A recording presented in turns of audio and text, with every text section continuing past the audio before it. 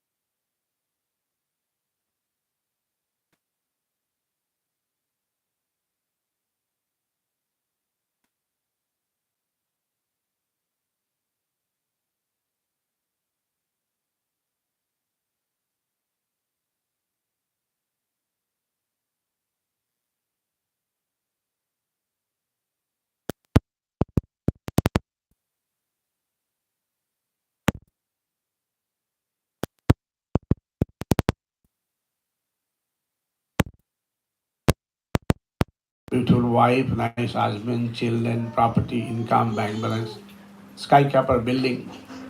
But do you think you can stay here? Like such, this is such a beautiful place. From the here window we can see.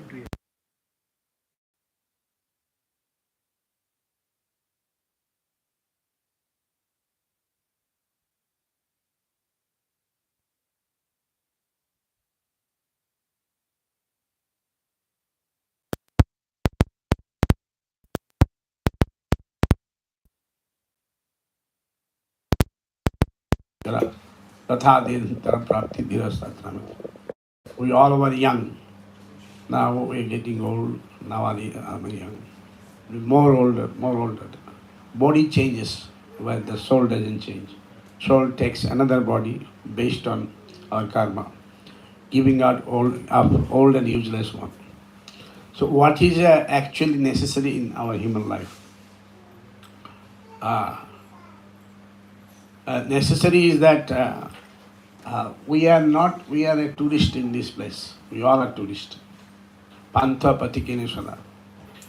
In Srimad Bhagavatam, we said that we are like a tourist. One day we'll go.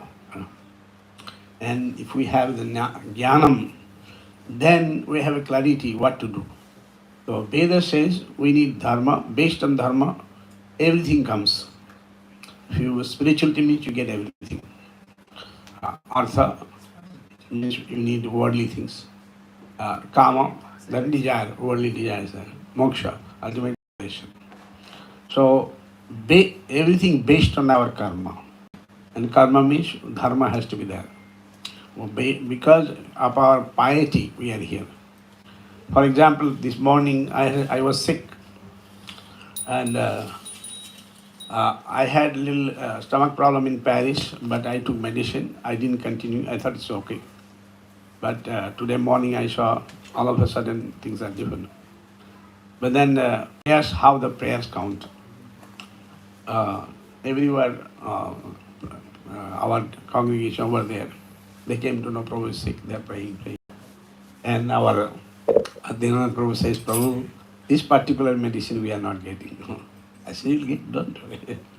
Then our Surya Prabhu, he went everywhere. Somehow he struggled for 2.5 hours and he got it. And believe me, if that medicine is not there, then it's difficult to. And especially stomach problem, it's a very little problem, but if we don't take care, it can be fatal. And if you take care, it's nothing. It's a very simple thing. So how prayer counts, and prayer is necessary. Bhakti Siddhanta Saraswati, he gave a nice example. He said in Ganga, in Navati, those days, that boatmen, they cross rivers. And he's illiterate. All day he sings bhajans. He just, two scientists were sitting in the boat. And they were talking in English, high-five. And this guy is just somehow doing his job. And those two scientists say, you know, astronaut, you know this. Sir, I don't know anything. Then he said, what do you do? No, I just do my livelihood. I get 1 rupee to 1 paisa, 2 paisa. For me, few rupees in a day is enough. I don't need to, I don't know. I'm not illiterate. I'm just illiterate. I don't know all those things. Then both the scientists says, your life is waste. Because you don't know anything.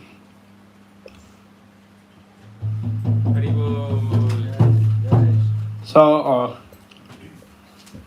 because he's illiterate, he's not educated, so he accepted, okay, my life is waste, what can be done? That educated people speaking in English, they know, sir, they're such a high, the people are respecting them. So after some time, there is a hole in the boat. Then that boatman was trying to take the water out, but it was not possible. So, sir, can you help? Otherwise, the boat is going to collapse. So then these scientists, they got really angry that you don't know, this is a hopeless boat, why you took us? Then, no, sir, you have to help. Then they were trying to help. They were getting tired and accusing the boatman. After some time, it was not possible to control the water.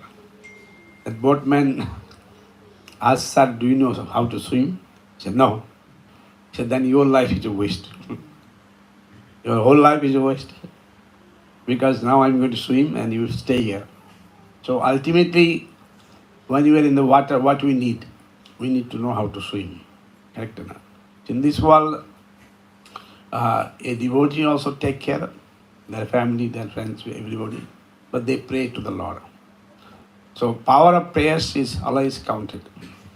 And Krishna told in Gita 10 chapter, Jagyanam Japajagashmi.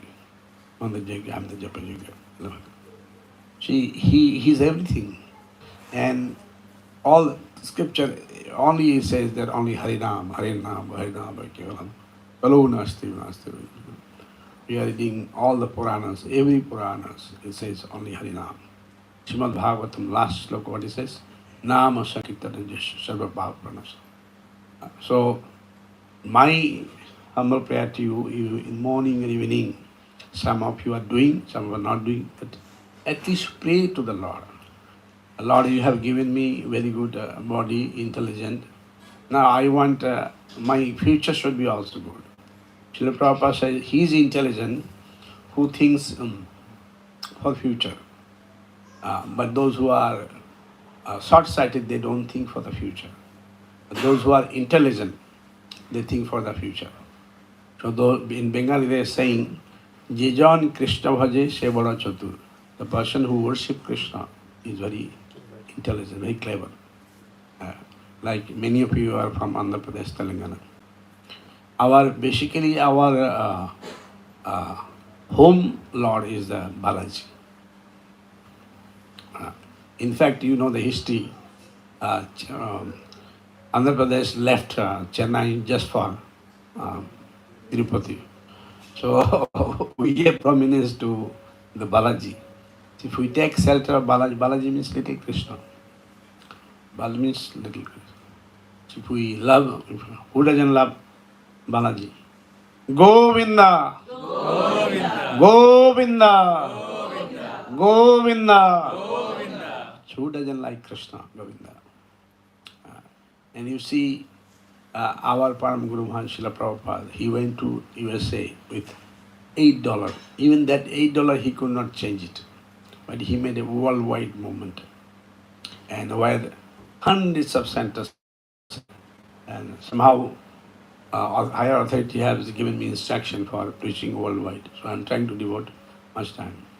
They are for property office, international, it's called International Property Office. We have certain responsibility. Apart from temple in Visakhapatnam, we are building huge temple. And believe me, you are saying, when I started for the land, I had no money. When I started building temple, I had no money. And I struggle. Only he who is helping, Krishna, who is helping. I don't have factory, I don't have anything. And if nothing is simple, nothing is easy. We are doing huge temple we are building. In South India, you can say that is the biggest Radha Krishna temple. We are having the land right in the ocean facing. Like you have the lake with the same distance like this. And from the window you can see the lake. From our ISKCON guest house window you can see the temple. It's again the ocean. From the temple guest house you can see that. It's a very scenic place. That's also in Indian sentence, quite scenic place, Visakhapatnam.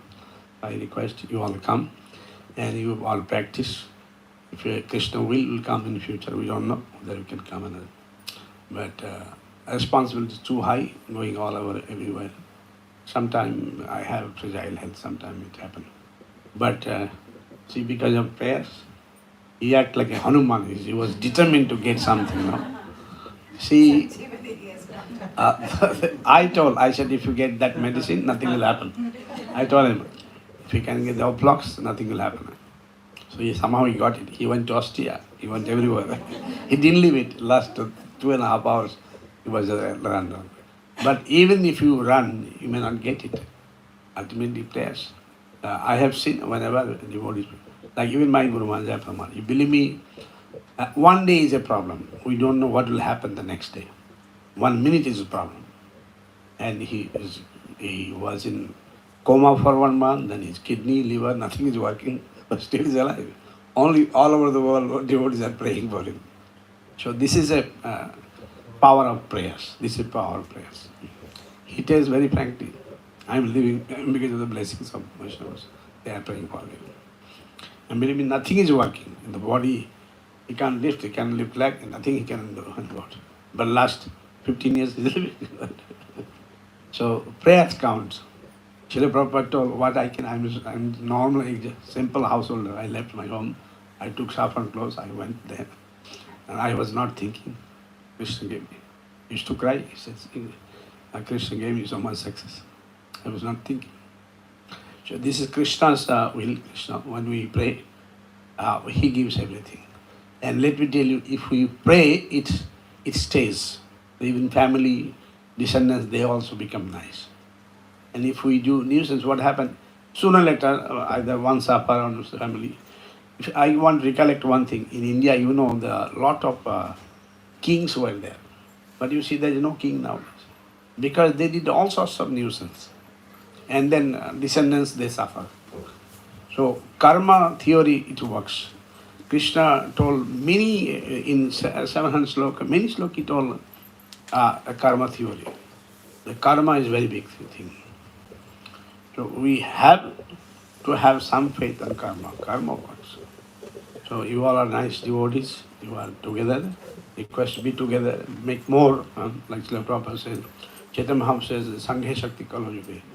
When you are alone, we don't feel like to do bhajan kirtan. Ekakiya mai nahi paye wala harinam sankirtan. So if we are together, do Vaishnava like this, young man, beautifully singing. So after 2-3 years, he'll be like a professional singer.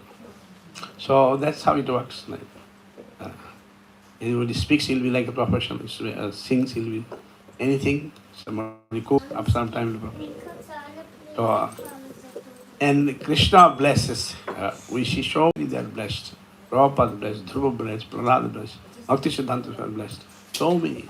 Thousands of examples they are blessed. When Draupadi, she asked for shelter, Krishna gave shelter. Only ultimately, in all odd situations, who is there? A certain situation like Corona had happened. In our area, so many people died. I got 2 times Corona. And more than me, my congregation, they were like all over the world. Prabhuji, Prabhuji, I said, don't worry, nothing will happen. I didn't feel so bad, but others were concerned. They were very concerned. Prabhuji, what will happen? But Krishna keeps us. Who am I? In a small thing can destroy us. So you all are waiting eagerly to hear from Nitai Sevini. You can like to continue here for some more time. Later on. This are nice people. We want to get best as much as possible. You are here with big for 3 days. You are coming to Hare Krishna.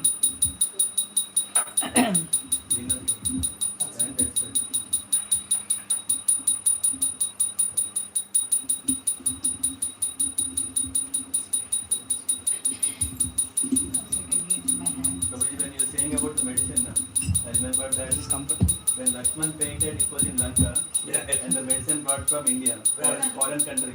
So here also, when you have medicine, he went to Austria. Right. But he didn't leave. All his determination. Top class devotees. That is the sign of devotee. Anybody can give excuse. Excuse is not a solution. Shall we come? Okay. Just have to bring it more closer. That's it. Hare Krishna.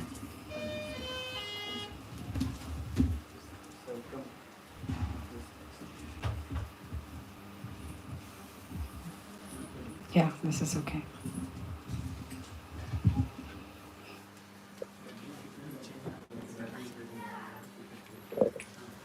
Krishnaya Vasudevaya Devaki Nandanaya Cha Nandagopa Kumaraya Govindaya Namo Namaha Namo Pankajanaಭಾಯ Namo Pankajamaline Namo Pankajanetraya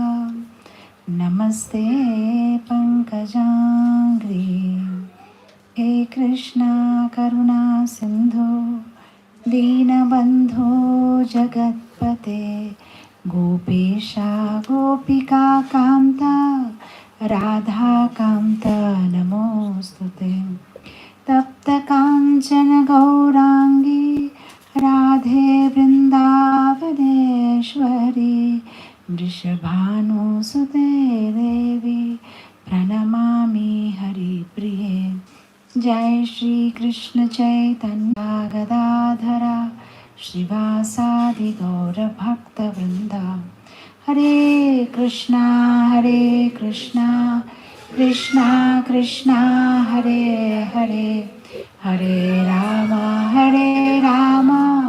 Rama Rama Om Ajnanatimirandhasya Gnananjanashalakaya Chakshurunmilitam Yena Tasmai Shri Gurave Namaha.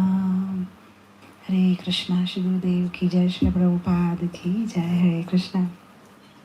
When Prabhuji was talking about prayers, I'm just reminded of a real life incident that happened in 1975 in Manhattan. There was this man called John Clay, and he was a sailor for 20 years. So one night he was just sailing with his small boat and in the Manhattan River. But the sea was very cold and very choppy, and somehow, the way the wave happened and the ship or the boat, it just turned around and he was in the water. So usually if you know to swim, you can, but that's a very cold and freezing water. So he was unable to swim, and after some time, if it's very cold, you will be paralyzed, you can't swim anymore. But somehow he was able to see the Empire State Building, and there was a light coming from the Empire State Building. And he was continuously looking at that light and swimming, looking at that light and swimming, and somehow he reached the shore. And then by the time some lifeguards came, and while he was actually going to the shore, sometimes there are this balls floating. So he caught one of the ball with a rubber ball, and then somehow he reached, and they admitted him into the hospital. And after some time, he was fine. So when he was in the hospital, his best friend came to visit him. His name was Buck, and his wife's name was Sue. So somehow, coincidentally, Buck was sharing with him that the night you drowned in that and you were trying to swim, that night me and my wife, for the first time, we went to the Empire State Building. And from the top of the building, we were seeing with the telescope, and we were looking at the Manhattan River. And I was telling my wife that my friend John Clay is a very expert sailor and a swimmer, and if anybody can cross this river, it's only him. So we were continuously talking about you. So now what exactly happened here is, we were positively talking about him. If somebody can sail, it's only him. So he was continuously giving that positive vibrations, and that is why this man, he didn't know why, but every time he's looking at the Empire State Building, he was feeling that renewed energy to swim. And then after some time, he got a letter from his friend Chuck from Caribbean. He said, "Are you doing well? Somehow I don't know why, something in my mind says you're not well. I got a dream. In that dream, I saw a number 978, and I felt that you were sick." And then this man got shocked when he opened the letter. He told his wife, "Can you get that ball? The ball, which he had held in his hand when he when he reached the shore. And that ball had the number 978. That means that boy, Chuck, in Caribbean, he was also praying for him. And I imagine everybody's prayer worked for him. So can you imagine how powerful a prayer can be?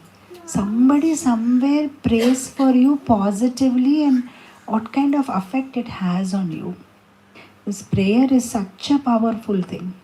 In fact, there was a doctor cardiologist actually, Herb Benson. He made a whole research on that. This is called the Great Prayer Experiment. He had some patients, divided them into two groups. One group of patients, they were doing prayer, and one was not. And at the end of the research, he understood that those who were praying, their treatment was becoming more effective. So then he released some papers saying that in future, along with the probably the doctors will prescribe. Take 2 paracetamol with 2 times prayer. Pray in the morning and night, and if it doesn't work, increase the dose. There is no side effect to that, So prayer is such an important thing. And the whole Krishna consciousness is centered around praying and connecting to the Lord. Unless and until we have that divine connection with the divine person, no matter how much we try, we can't be happy. That's what the creator of this world says. Krishna, who is the creator of the world, he himself says that unless and until somebody gets connected to me, they can't be happy. In this world, we are all trying to be happy.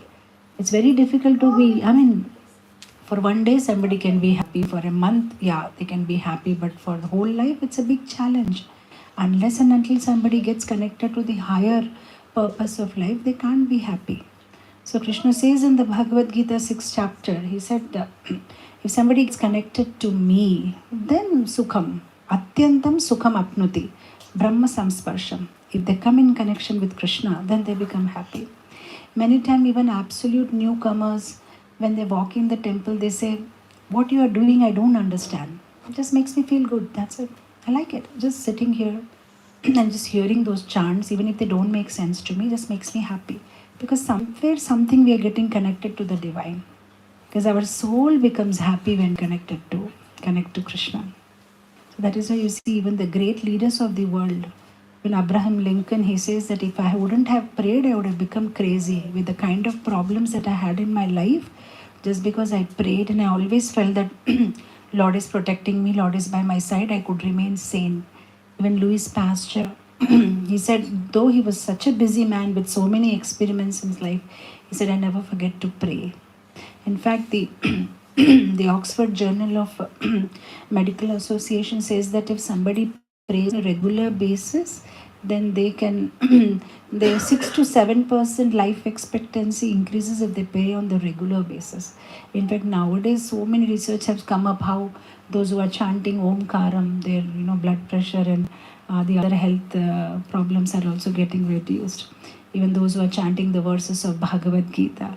It's not only about chanting, it's also about understanding those verses. When we connect to the Supreme Lord, then we feel peaceful. In this world, everything has to be done in a balanced way. We just get into extremes. That's why we are unable to remain happy. The goal of human life is to connect to God. Right? I was just thinking, like, I'm here last 1 week in this country. Why are people unhappy? Because of the extreme of things, right? If it's like balanced temperature, people will be happy. Either it's too hot or it's too cold. In this world, everything needs a balance. Whether you see how the Lord has created this world, even the cosmic world, everything is balanced. The planets go on in their own orbit, in their own circle. If the sun will get too closer, we'll burn. If it gets a little far, we'll freeze. Everything is balanced in such a nice way. Even the whole ecology, even our physiology, the nose is at the right place. If it just is a little up, it will look ugly. It's a little down, it will look ugly. Everything in this world is balanced in such a way. In fact, there was this farm in China. There were a lot of spiders. And the women, when they used to go for the harvesting, plucking those, the harvest produce, they used to get afraid of the spiders. So they particularly designed and produced some pesticide by which the spiders got killed. So the next time when they went for harvest, there was nothing for harvesting. Why? Because they killed all the spiders. These spiders were in turn actually killing all the small insects which were affecting that plant. Now that the spiders have gone, nobody stopped those insects and the insects ate up the whole harvest. So how the Lord has made everything in this world, the whole cycle is made in Jivo Jivasya Jivanam. One Jiva is dependent on the other and everything goes systematically. Even the chemicals in the body, they say that if a little bit nano milligrams or little bit also, if the particular chemical increases in our body, we may get cerebral palsy. If a little bit decrease or the right amount, then somebody may be born as a very intelligent person. Everything in the world is balanced properly. So climate also, if it's balanced, we are very happy. But if it's too hot, we don't like. If it's too cold, we don't like. So similarly, our human form of life, we have to balance it. Along with our horizontal relationship, we should have our vertical relationship with Krishna. And along with our vertical relationship, we should also balance our horizontal relationship with the people around us. Then we can remain happy. We just focus on one thing, it will not last for long. People have that feeling of security by the material assets they have, but Corona showed us that none of your material assets can help you. People who were completely physically fine and healthy, some of them they died, and some of them were not doing so well, but Corona did not affect them. At that point, we understand that there is somebody higher above us who is planning and deciding things, right? I'm reminded of this, one of my favorite story, I quote it many times, of 10 friends who went for a pilgrimage. And when they went for a pilgrimage in the night, it was raining heavily. So they were staying inside a hut. And when they were inside that hut, it started raining in the middle of the night. So the lightning was falling very close to the hut. So all these 10 friends, they got worried. Why is this lightning falling very close to us? Looks like somebody among us is destined to die today. So for one person's destiny, why should others be killed? So they came up with a wise plan. Let's come out of the hut one by one and go and touch that tree there. Whoever is destined to die will die. At least rest of us will be saved. That's a good plan. So one by one they went and they were touching that tree, coming back. The first person went, nothing happened to him. The second person went, nothing happened to him. The third person, fourth, eighth, ninth, nothing happened to him. Now finally the 10th person, he went. As soon as he went and touched the tree, the lightning fell. Not on him, on the hut. And all the 9 people died. So the moral of the story is, they were thinking that because of one person's bad luck, the others may die, so better to isolate that one person. But what they didn't realize is, because of that one person's good luck, all the others were saved. If he was inside, they would have been saved. So sometimes we think, I'm fine because I am rich, I'm intelligent, I'm beautiful, I'm smart, I'm famous, I'm this. But we don't understand that the fact that we are okay is only because of that one person in our life, and that is the Supreme Lord Shri Krishna. The moment we remove Krishna from our life, all these opulences that we have, it may be beauty, intelligence, fame, money, wealth, health, everything will have zero value. Like Prabhupada used to put it, like we are going on adding zeros. But if there is one, then the zero has value. That one is Krishna. If you remove that one, you keep on adding zeros, it has no value. So what should we do? How do we connect to Krishna? Is by prayers. We chant Hare Krishna Maha Mantra. There are so many mantras, but in the Kali Yuga, this mantra has been prescribed. Because in Kali Yuga, we don't have time. We are all very busy people. So the Kali Santra Upanishad has given this very simple mantra, which can be chanted in every situation, in any place, in any circumstances. Just Hare Krishna, Krishna Krishna, Hare Hare, Hare Ram, Ram Ram, Hare. This Kali Yuga, in the Bhagavatam, the symptoms of Kali Yuga are explained. How, in future, they're already getting bad. When Srila Prabhupada used to tell, our founder Acharya of ISKCON, when he used to tell in his classes, in future people will have to pay for money, pay for water. When the people were sitting in the class in the 1960s, they were saying, what is he talking about? Who pays for water? Water is freely available. We all pay for water. The people will pay for breathing air. How can that be possible? Air is available. But now even in India, in Delhi and all, people are carrying their own cylinders. What to do? Because air is so polluted. So they are purchasing air, they are purchasing water. And they are purchasing everything. Nothing is free. So Kali Yuga, things are deteriorating. People are unhappy, quarrelsome, memory is fading, can't remember things. Those days, there was nothing like books. The guru used to speak and the disciple used to hear and they used to know everything. Now everything they write in the book, still they forget. So the memory is fading away, people are quarrelsome, lifespan has decreased. Those days people used to live for, in fact, the Satyuga, Dwapar and Treta, they had long life. In Kali Yuga, at least one's supposed to live up to 100, but even 100 is a luxury.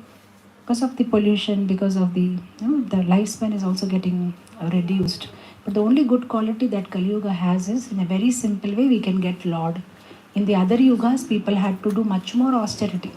They had to do tapasya, they had to do yajnam, they had to do archanam. But in Kali Yuga, Lord made it very simple. If you can just chant Krishna's name, that's enough. I'm reminded of one story from Mahabharata. How once Yudhishthira was taking rest. So he told Bhima, don't allow anybody to come inside, I'm taking rest. He said, don't worry, I will take care. So one man came running, he said, I have to meet Yudhishthira Maharaj urgently, please send me inside. So no, I cannot send you inside. No, I need some help. Whatever help you require, I will give you help. No, I have a question. What is that question? He said, when I was walking, I saw that there was a farm.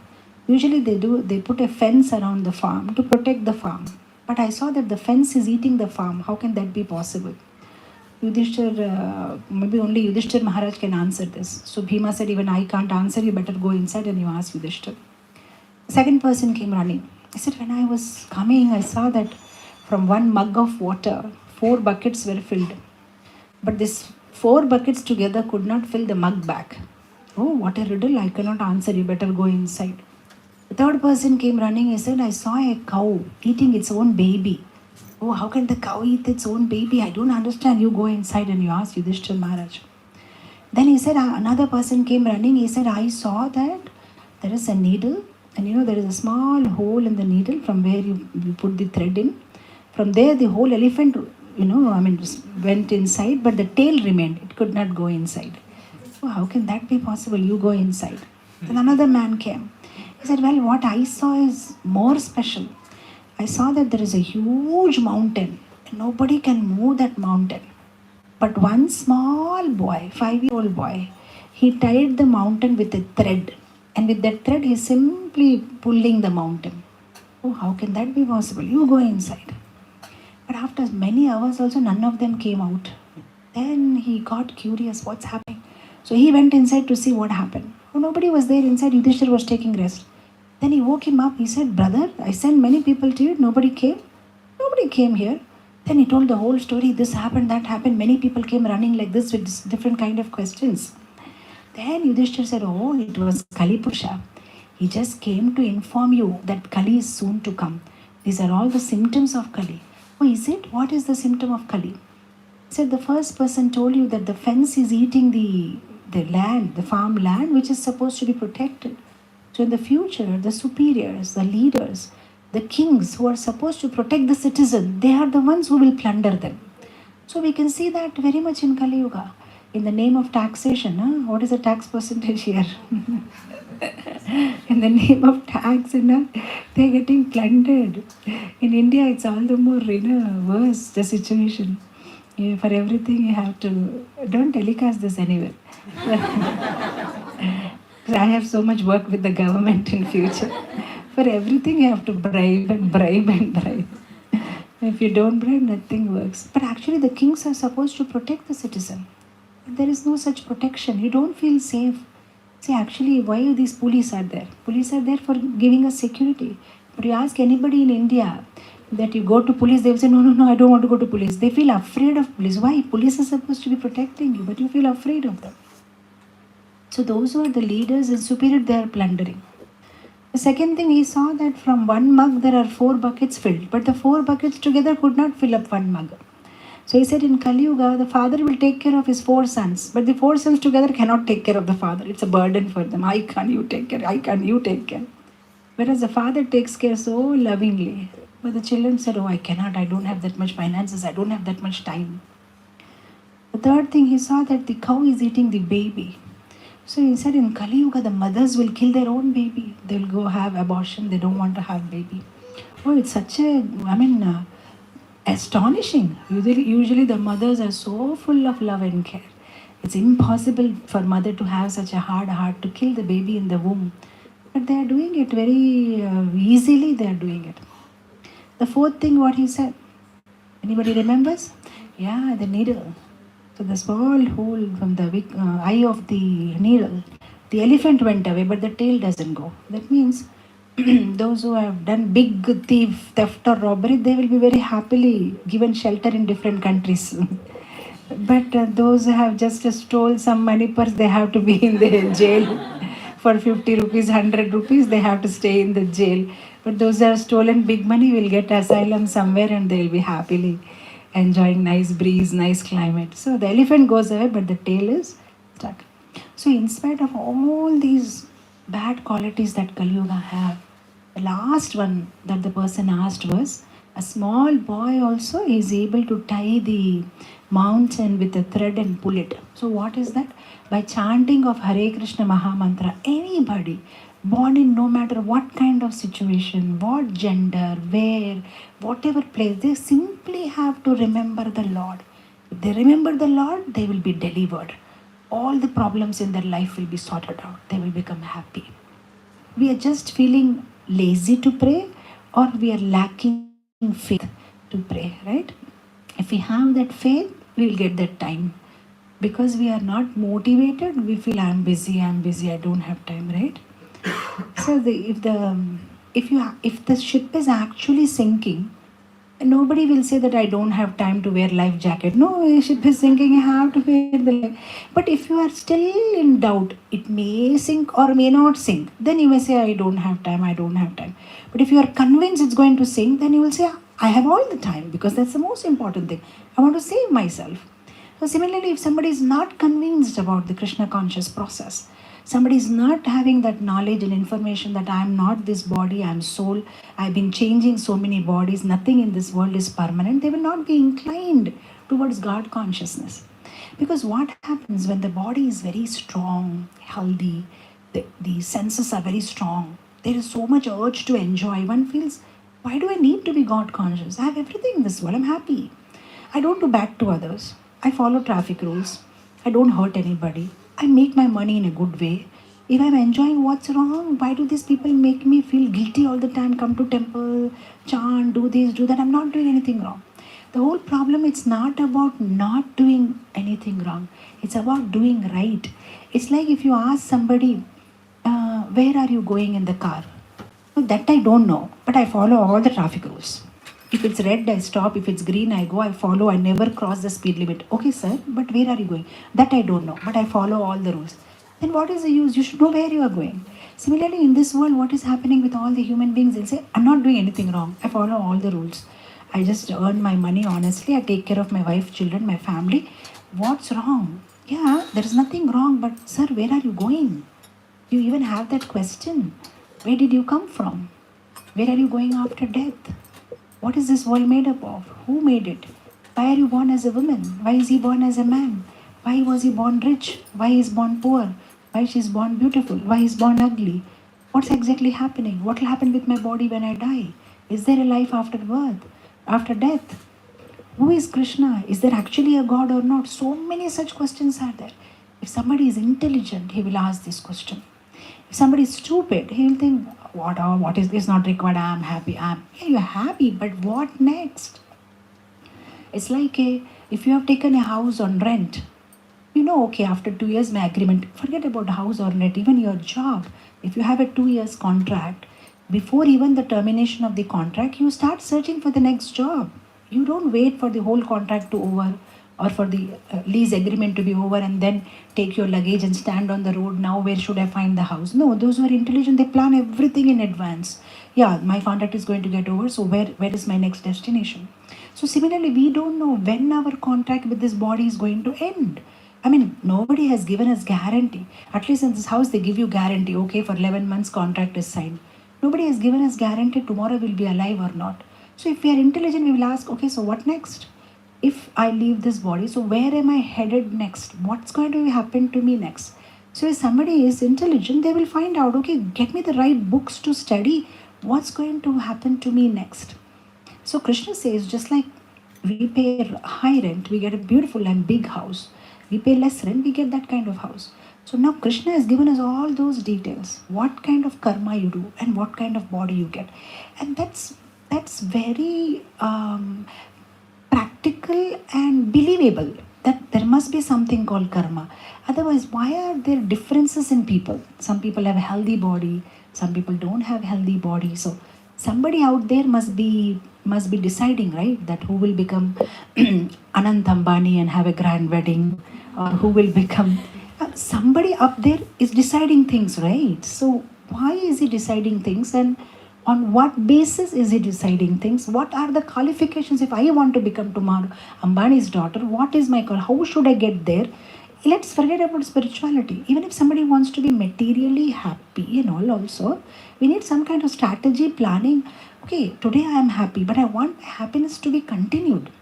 Because that's a human nature. Anandamayo bhashyat. Everybody in this world wants to be happy. Whatever we are doing from morning to night is to facilitate our happiness. So, if we are intelligent, why should we be happy with this temporary happiness? Let's try to work out something where we can permanently be happy, always be happy. So, Krishna, who is a creator, just like a fan has an instruction manual on how to use it, Krishna, as a creator of the world, has given us the instruction manual. Okay, here is Bhagavad Gita. This is how I have created the world. This is my position. This is your position. And if you want to always be happy, then you come in contact with me. And how do you come in contact with me? You remember me. You chant my name. You associate with devotees. So he has given us all details. We simply just need to follow that. Such a simple process. So basically, prayer means to connect to the Lord. Just like when we talk, I want something from you, I'll ask. If somebody is elder to me, I'll request. If somebody is younger to me, I'll order. When we speak with divine, we pray. It's just a language, like I'm speaking with you in English. If I want to speak with the Lord, I need a language. That language is prayer. That language is Hare Krishna Mahamantra, where I connect to the Lord. When I chant, I connect to Him. That's it. So why shouldn't we pray? Why shouldn't we take advantage when we have a direct phone connection with the Supreme Lord and He can help us? So we should pray regularly. When we pray, we get purified, we get rejuvenated, we become strong, we feel mentally so much strength when we pray. And the beautiful thing about prayer is whether you believe or not, the prayer works. Because prayer itself is having that much. See, of course, there are so many things. This mind is very, very powerful. And if you pray, this mind purifies. If this mind is not purified, it will make you dance like anything. There are three things in this world: mind, ego, and intelligence. Our subtle body is made up of that. So if we don't chant and don't pray, then mind is like a monkey. It will give us trouble. But when we chant Krishna Mahamantra, then the mind becomes cool. When we read scriptures, then the intelligence becomes superior and purified, stronger. And when we do service and associate with devotees, our false ego gets subdued. So that way we can become happy. So mind is very powerful. And I'm one of my very favorite example is of Dr. West. He had a patient called Mr. Wright, and he had a tumor of the size of orange all over the body. So he got admitted into the hospital, and it was understood that he's going to die. So they were just treating him nicely. Anyway, he's going to die. So in the hospital, he get newspaper. So one day he was reading newspaper. In that, it seems there was some experiment conducted wherein the kind of tumor that he had, they have come up with some solution. There are still, clinical trials are going on. It's not yet come into the market, but looks like it's going to work. So he became very happy. He immediately told the doctor, looks like this treatment is there. Why don't you get me the medicine? He said, I can't get you that medicine since trials are going on. After 3 trials, 4 trials, so some trials will be there. After that, they will release in the market. No, I'll pay as much money you want. Please get me that medicine. The doctor thought, anyway, this guy is going to die. Let me make him feel happy. So what he did, he can't get the medicine, of course. He just put some salt water in the injection after a few days. And he said, yes, I got the medicine for you. And this person became very happy, the placebo effect. Oh, you got the medicine for me? Yes, I got it after a lot of difficulty. I procured it. And he inserted this is a true story. You can just check in the internet. And he gave him injection. Lo and behold, within 10 days, all the tumor is gone. And the doctor was shocked. How this can happen? There is no medicine I gave. Because you see the power of mind. He was feeling so positive. I got the medicine. Now I'll be fine. That's it. It's gone. Everything over. He went home. After 6 months, 8 months, he came back. Again with all that tumor. Doctor got surprised what happened. After admitting and all, they had a conversation. During the conversation, this man said, yeah, just 1 week back, I read in the newspaper, it seems this medicine is not working. They must have given in the news. The doctor understood. Then he understood what to do. Then he said, that is true. What happened is, in these experiments and trials they were doing, they are mixing something, they're condensing it, they're not using the concentrated one. Actually, for you, I have recently got the concentrated one. So that will work, because then he said, really, doctor, you are so kind. So they just, again, he put the salt water, Again, after 10 days, he was fine and he went. Again, after 1 year, he came back. Again, with the same things. This time, what happened? He told doctor, alas, just I read in the newspaper that this medicine has failed. It's failed, So I knew that, and see, it has come back. And within 2 days, he died after being admitted. So this whole research was published. You can just go through in the newspaper, Dr. Wright and Mr. West, this whole incident. Can you believe it? How powerful the mind is. No, that even the scientists talk about the happy hormones, right? When you are happy, when you sing, when you are with your loved ones, right? When you do something, some kind of achievement in life, when you do what you like, all these are given, oxytocin, serotonin, how these hormones are released. And that's all we are doing in Krishna consciousness. We sing, we dance together, we hold each other's hand. We hear and read and understand something higher, and then we do some service, we feel a sense of accomplishment. So all this is there, and then person becomes happy, right? So somehow or the other we should get connected to Krishna. This world is temporary. With the corona, all the more people had that realization, right? Everything is beautiful, but everything has an end. Last year we were in New Zealand. I think it's the most beautiful country in the whole world. So beautiful it is. So I was just looking around, I thought it's like a heavenly planet. Then the devotees told, Mathaji, but it's volcano prone. Anytime, Then I was thinking, oh my God, it's beautiful, but not permanent. Then last month, in the month of May, we were in Japan. Oh, Japan is beautiful, very nice. But the devotees said, Mathaji, earthquake. And I experienced the earthquake also. We were sleeping in the night and, it was shaking. Then I was telling Prabhu, let's go back to India. When are we going back? So it's like that. It's beautiful, but it's temporary, right? Nothing is permanent in this world. We are all guests here. The only friend and the only person that we have in our life is Krishna. Only He is going to be with us. Rest, everybody, all the relationships, everything is temporary. I remember in my school life, my mother used to tell me the story of a king. The king had 4 wives. So he was very attached to the 3 wives, but the first wife was a little old and he used to never give affection to her. So finally he came to know that he has some terminal disease and he's going to die. So he went and approached all his wives. Oh, will you come with me? I'm going to die. Will you come with me? Will you come with me? So the wife he was most attached to, she said, oh, the day you die, I'll get married to another person. Thank you so much. I can't do anything about it. The second wife, he said, will you come with me? Oh, no. I can come only up to the graveyard. The third wife, she says, please don't even ask me. I have nothing to do with you. And the first wife that he was ignoring, she said, I'll come with you wherever you go. So then my mother used to tell me that similarly in our lives also, everybody is very attached to that first wife, who says that I'll get married to somebody. And that is the properties we have. The day we die, immediately the property is transferred to somebody else, our children or brother or the immediate family, right? And then the other wife who said, I can come up to the grave are our relatives and friends. When we die, they'll come for one day, they will be, See, we don't understand in this world except Krishna, nobody loves us. I don't want to speak anything negative as such, but that's the truth, Even when we fall sick, when people come and see us in the hospital and all, you should have a CCTV recording. Sometimes they'll be like a sulking that why today only, I had so much work. Why today this happened? Tomorrow it would be more easy for me to come and visit this person. Nobody has that, So this wife, she said, I can come only up to the grave. That is the relatives and friends. Okay, thank you. Last journey over. And then the other wife who said that I can't come with you, please don't even ask. That's a body. It dies immediately. It doesn't come with us. But that one wife who said, I'll come with you everywhere is the soul. So, but we ignore the soul, right? We don't even realize it exists, right? So we are different. The soul, that is we, are different, and the body is different. Just like people take house on rent, we have taken a body on rent. We are going to stay here for some time and then we'll have to move to another body. So we are not taking care of our own self. That is the soul. So just like body needs food and nourishment, the soul needs Krishna consciousness. When we chant Krishna's name, when we associate with devotees, then the soul gets nourished. The soul becomes happy. So we have to concentrate on nourishing the soul. The only way to nourish soul is Rupa Goswami has given 64 limbs of bhakti, out of which the 5 limbs are very important. One is one should hear and read scriptures.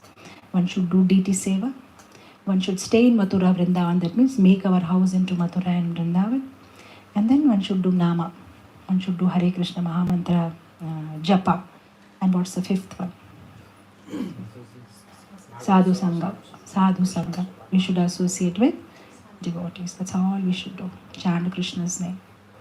Krishna's name is very powerful. In the Skanda Puran, there is one verse. It says that if somebody chants Krishna's name just once, Govinda, that's all, Govinda. Prabhu just made us do Govinda. Just one time if somebody says Govinda, it's more powerful than even giving 1 million cows donation with the gold horns on the day of eclipse. If you give 1 million cows, even that is not equal to the merit somebody gets by chanting the name Govinda just one time.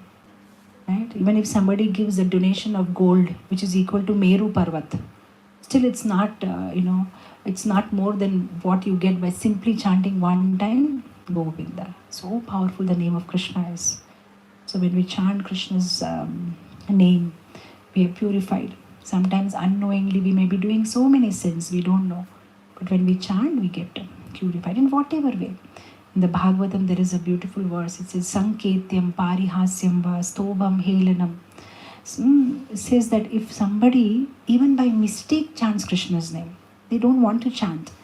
Just say, by mistake, somebody, okay, you are a Hare Krishna, is it? Are you a Hare Krishna? That's all. But if they chant Krishna's name just one time, or pointing out, or maybe some classical music, Krishna's name comes. They chant one time Krishna's name, they will be purified. Asesa aga haram vidu.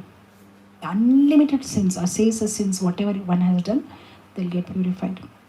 So one should chant. In fact, I was just telling the devotees, when I was very young, we went to ISKCON Mayapur, world headquarters. And then we were in Prabhupada's Bhajan Kutir. And there was another lady also and her husband with us. And we were all sitting and chanting. And this lady, she was chanting Hare, that's all. And then again Hare, that's all. And then Hare Rama, Rama Rama, Hare Hare. And I thought maybe she doesn't understand the Maha Mantra. So I said, Mathaji, it's Hare Krishna, Hare Krishna. I was a young girl, maybe class 7 or 8. But she again did that and I didn't understand what. Then finally she told me very shyly, Krishna is my husband's name, I can't chant. I thought, that's crazy. Even if it's your husband's name, please chant Krishna, Hare Krishna. So I mean, people can have so many reasons not to chant. So yeah, you should chant Krishna's name. It's so simple. Krishna has made it. I'll tell you one story and then I'll open it for question answers. There was this one guy who never wanted to chant Krishna's name. He was always busy in his own life. So once it so happened that he bought a rose to give it to her, to give it as a girlfriend. So on the way, when he was crossing the river tides were such that the boat was shaking and the rose slipped from his hand and it just fell in the water. So he thought, anyway, since it has fell in the water, okay, Krishna Arpanamastu. Okay, I gave it to Krishna. Like sometimes, in India, if the clothes are not up to the mark, dhoti, they'll give it to Brahman. If the 10 rupees note is torn, they'll put in hundi. Which even the petrol pump will not take, even the vegetable vendor will not take, the milkman will not take, then they will put it in hundi. Like for them, it is like whatever is most useless, we should give it to the temple. So this guy, he was anyway, what the rose is gone. Okay, Krishna Arpanamastu, I gave it to Krishna. Finally, he died. When he died, then he went up there and then they were checking all the system, what are his sins and what are his... So the sins are, there are files after files, maybe 2 TB file, and when it comes to good karma, there is only one thing. He offered a rose, Krishna Arpanamastu. So immediately they fetched him and they said, so well, sir, this is the situation, so what do you want to do? So what should I do? No, you have 2 choices. Either you enjoy the merit of what you have done, or you just suffer, so what do you want to do first? That's a menu, like you make a choice. Then he said, the Chitragupta said, can I give you one tip, free advice? What is that? you better go and enjoy with 1 minute of whatever the merit you have done, because you have done unlimited sins, so that will go on for eternity, so you not even get a chance to enjoy. So I better suggest you that you take up this option. He said, okay, what am I going to get out of it? Because you chanted, you gave it a rose to Krishna, so you will be allowed 15 minutes time in Amravati, the capital of Indra. And whatever you want, that 15 minutes, you want apsaras, you want, whatever you want to enjoy for 15 minutes, you can enjoy. After that, you will be taken to hell and there you have to suffer. So he said, whatever I want, I can. Yeah. So he said, why am I getting this privilege? He said, because of that rose which you offered. He said, oh, fine, that sounds, amazing. So then he was taken to Amravati. And then he had, now your time starts now, this is 15 minutes, do whatever. Now you ask us and we are at your service, what you want. He said, take me to garden, the most beautiful garden. They took him. He said, give me a scissor. Gave me a scissor. And then what he did, he started, cutting all the roses. He said, Krishna Arpanamastu, Krishna Arpanamastu, Krishna Arpanamastu, Krishna. All the 15 minutes he did that. At the end, they said, sir, your time is over. So they just brought him back. So he said, now he's supposed to go to the next, the next part of the punishment. When they open the systems, they're all deleted. Everything is gone. I said, oh, everything is over because you chanted Krishna's name and you offered everything to Krishna. So it sounds, funny, but yeah, that's the truth. That's what the scriptures are saying. When we chant Krishna's name, when we chant this mantra, it's very, very powerful. Hare Krishna Maha Mantra. It makes sense. Like imagine, even your cell phone, you keep it on charge, and sometimes it's getting drained off and you don't understand why is it getting drained. Then when you open, you understand there are so many apps which are open, that's why the battery is getting drained. So similarly, if we have opened the app of Hare Krishna Mahamantra chanting, we have opened the app of Vaishnav Seva, we open, all the sins will get drained away and we won't even realize how did they just disappear. So we just need to open those apps and they're very much available. You just need to download them from the right place. Download Hare Krishna Mahamantra, download Devotee Association, worship the Lord. So it's very simple. Nama Japa, you chant Krishna's name and associate with nice, like-minded people, right-minded people whose definition of success is the same as yours. Otherwise, you will feel frustrated whole life. Sometimes we associate with the people whose definition of success is so different from ours. Right? Yes, yesterday or day before I was hearing one class by one Maharaj and he was giving one very nice example. He said, imagine you go to an examination hall and you hadn't studied well for your exam. But somehow your luck is very good and there's another person sitting right in front of you who is a brilliant, who gets always first in class. So now you're very happy, okay, fine, whatever the person has written in that and you will simply copy. After copying the whole answers as it is, you come out of the examination hall. And then you come to know that her paper and your paper had different questions. So it's gone, everything is over. This is what we are doing in life. We always want to copy others. He has a villa, so I want to have a villa. He got this job, he went there, he had a better opportunity. But the problem is your question paper is different than his question paper. You are not supposed to do all that. Everybody has a different thing to be done. They're born here for a specific purpose. So we don't have to copy anybody. We don't have to become anybody. We just have to connect with Krishna and be ourselves. Krishna has made us uniquely. If he wanted us to be like somebody else, he would have as well make us like it. We don't have to make that endeavor to look like somebody, talk like somebody, walk like somebody. We can just be what we are. That's it. So Krishna has made us very uniquely. So we don't have to copy. We don't have to become like anybody. The peacock can dance and the cow can give milk. The cow should not try to dance and the peacock should not endeavor to give milk. Everybody has their own expertise. So the only thing that we need to do is from wherever, whatever situation Krishna has put us in, we connect to Krishna. Be in right association. Take the right diet. Take the right food, not that, what happened. Somebody somewhere in China ate something and the whole world was paused for a few years, right? Just eating something wrong. Eat the right things. Be with the right people. Do the right things. Be connected to the Lord. Balance everything in your life. Krishna says, Yukta Ahara Viharasya. Entertainment is also required. Everything is required, but it should be done in a proper, balanced way. You chant, you take care of your family, you have enough recreation, you have everything, but do it in a balanced way. Anything that's overdone will be cause of problem. and be connected to Krishna. So Shri Vigraha Seva, have a deity, have a picture of the Lord. So constantly we are in good smarana, because Krishna says, Yam Yam Vapi Smarana Bhavam Tejatante Kalevaram.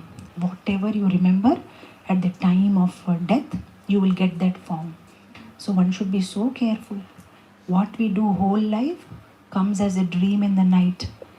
What we do whole day comes as a dream in the night. What we do whole life will come at the last fag end of our life when we are leaving this body. So we should be very careful what we are doing whole life. So always keep Krishna in your remembrance. In the walls of your heart, keep the pictures of Krishna. Keep happy things in your mind. Be happy. Don't cause trouble to anybody. Don't be troubled by anybody. Don't develop bad qualities, bad habits. Chant Krishna's name. Be in that association. Don't expose yourself unnecessary to temptations of this life. Unnecessarily get distracted. Be in your own limits. And regularly read scriptures, which gives us a bigger picture of things. What happens to people? They think hard work is equal to result. And ultimately, they get frustrated. But when we read scriptures, we understand it's hard work plus previous life karma plus Krishna's will plus the time factor is equal to result. There are so many things acting. So when we see bigger picture, we have broader intelligence, then we'll have stability of mind. We can always be happy and stable and cool. But if we don't read scriptures, we think our life is only between this birth and death. We don't know that before being born also we were living, and after death also we will be living. So we should be so careful. Acha, you are all in this area. So since this incident happened here, do you know the story of Raghava Das Brahmachari? No? In London? No? I'll tell you this one last story of reincarnation. Know the story? Oh my God, it's such an interesting story. I'll tell you that and then I'll end it here. It is very recent, in the 1970s only, 75. Yeah, Bhakti Charu Swami Maharaj. It happened in London. There was this one Mathaji called Ratnavali. She was getting some kind of a dreams. I mean, it's a very long story. You can just hear it. You can Google it. But it's a real life incident. This Mathaji Ratnavali, she was getting some kind of dreams wherein she saw Prabhupada, she saw some garden, she saw this. Somehow she got connected to the devotees and she felt that I know them from before. Why do I feel such peace when I connect to them? Something is there. Then of course they had many sessions of hypnotizing, and then came to know that she was the brahmachari in her previous life, and while going for book distribution, there was a car accident. So in her previous life, she was Raghav Das Brahmachari, and he died in a car accident.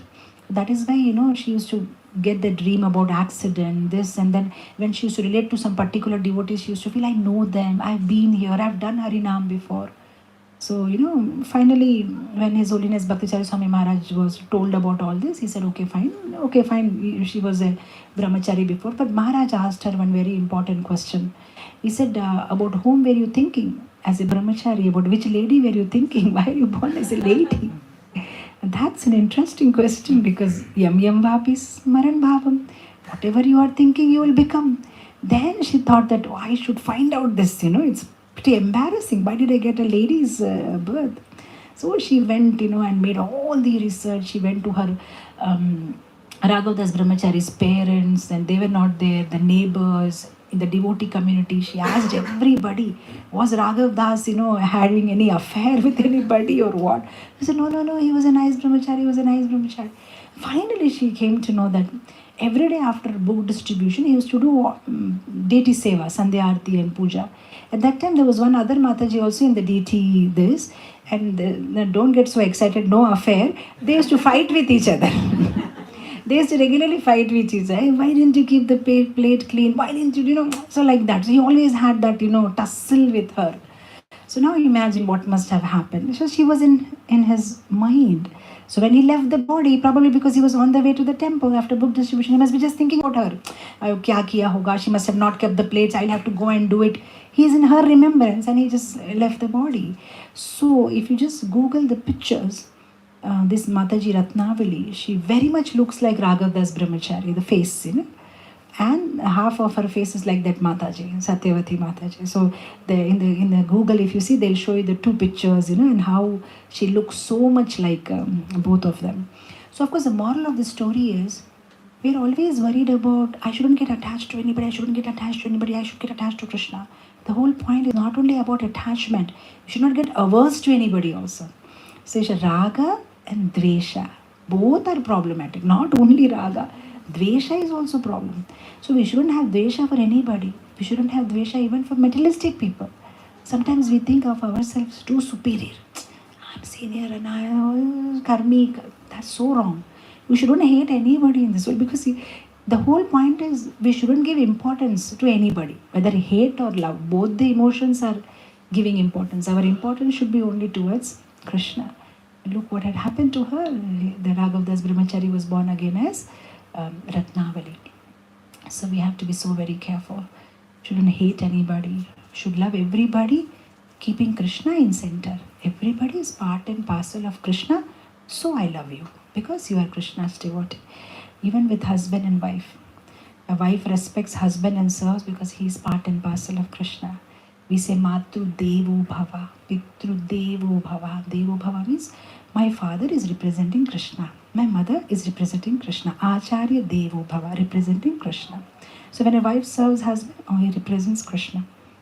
Is Krishna's messenger, part and parcel of Krishna. When husband takes care of wife, they are Krishna's children. She's Krishna's property. As of now, she's under my care. I need to take care of her. If everybody is in that bhava, then we do our duties. That's called detach, attach. We are attached to do our duties in a nice way, but we are detached from any relationship outside Krishna's purview. Everything with Krishna in center.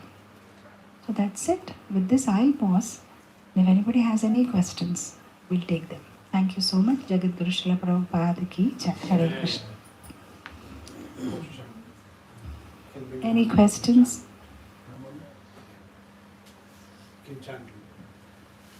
Was I speaking very fast?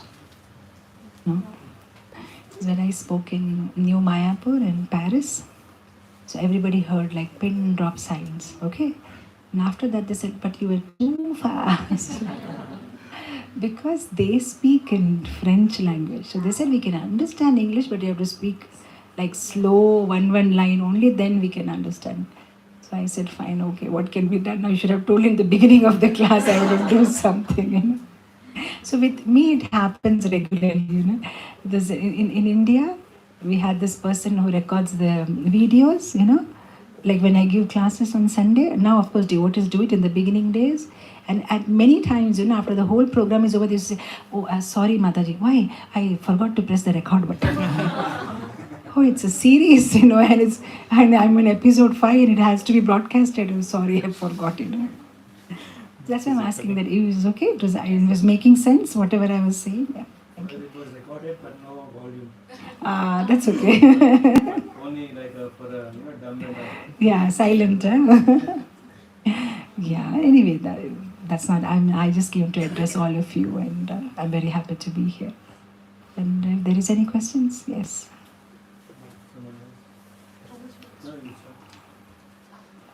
I wanted to ask about prayers that you were telling. I've understood now, being I'm new to Krishna consciousness, so I've been going to temples, and every time I go and if I have a problem, for example, I come across some devotees, like in Samhacharam temple there is Gopigita Mathaji, and she always tells me, Shravi, go to Narsingadev and pray to him. And when I go to Samhacharam, I want to do seva. I want to do everything. I also want to sit in front of Narsingadev, but I don't know what to pray. I don't know what to pray. So, since childhood, my parents have taught this thing, Vidya, Buddhi, Arogya, Bhagya, Aishwarya. So that I did. Okay. And that's all that comes to me in the beginning. And then I'll be like, okay, I'm giving this exam, I want to pass in this exam. But I know that's not the prayer, I don't know what real prayer is, like even in the morning, every day I try to light the diyas at home, because I know that there's some positivity that I get when I light the lamps. But I don't sit back. Even when I'm chanting, you have to go to the office now. It's finished chanting Hare Krishna once and only I chant the. I'll answer it in two parts. When you asked us that, what should I pray, and is it okay to ask for material things? That's completely fine, because even if before trying to become a pure devotee, we have to become a devotee. Then comes the second level of becoming a pure devotee. And to have that relationship with Krishna, we have to start with some relationship with Krishna.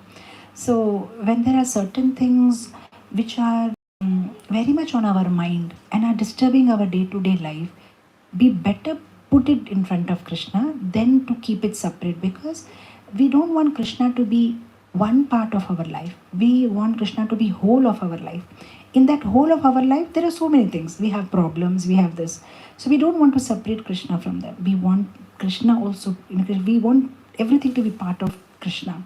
So there is no harm in, asking Krishna that, okay, this is what happening, that is what is happening in my life.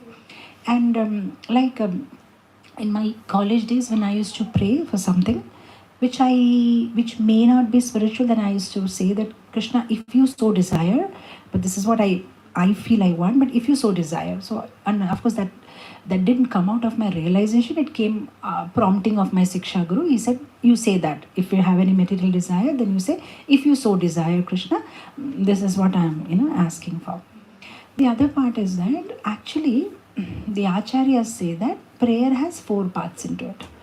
One is, when we stand in front of the Lord, we should glorify the Lord. Lord, you're so kind, you're so compassionate, all the qualities of the Lord. The second thing is, one is supposed to criticize oneself. That means, I've been roaming around from so many bodies for so many lifetimes. I have not taken your shelter, right? So whatever we have done wrong and all, we just speak about it. So one is we glorify Krishna, we speak about and then we ask forgiveness from the Lord. Please forgive me for whatever we have done. And then finally we ask something from the Lord. It's like, okay, help me in my Krishna conscious life, or help me come out of this trouble and all. That is one thing. The other thing is, if we don't know how to glorify the Lord, there are ready-made stutis in Bhagavatam. There is Kunti Devi Stuti, Bhishma Stuti, Prahlad Maharaj Stuti, Akrura Stuti, Nagapatni Stuti, Gopi Stuti, the demigod Stuti. So many such stutis are there.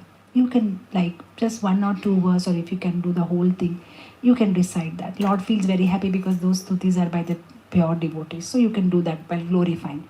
And while condemning yourself, or you know what all we have done wrong, so you can just express it in front of the Lord. And then finally ask the Lord. That are the parts in prayers. And then regarding the Lord is multilingual. He understands all languages. So we really doesn't need to be in Sanskrit, doesn't need to be very difficult words. It can be as simple as we talk to our own friend or daughter or children. It can just be very normal. So there is no harm. And then when you pray like this, what you said, Arogyam, Vidya and all. My mom, we were Gujaratis, so my mother used to say, always pray that Bhagwan Baddhanu Bhalu Karo. Krishna, make this whole world happy. Let everybody in this world be happy. She used to teach us that. We always did that from childhood. My mother used to say, when you say that, you're also part of it anyway. You are also part of the whole world. So when you say, let the whole world be happy, you'll be happy too. So you can always pray like that. But nothing harm in particularly or specifically asking also. And then in general, if you have like time and you are like sitting in front of the Lord, you can keep chanting. Hare Krishna Mahamantra, Narsimha Kavacha, Narsimha Arati, different names of Lord Narsimha. Variety, if you like, it's Hare Krishna Mahamantra is everything. I mean, you don't have to chant different things. But like, we enjoy, like sometimes our child we call by different names, right? Chotu, Sweetu, so many things we say. When you have a relationship with the Lord, different names of the Lord, you chant different names. So yeah, you can do that. That will make you also happy, like, different. And then you can glorify the Lord by his different qualities. You can do that. Yes, anybody else has any other question?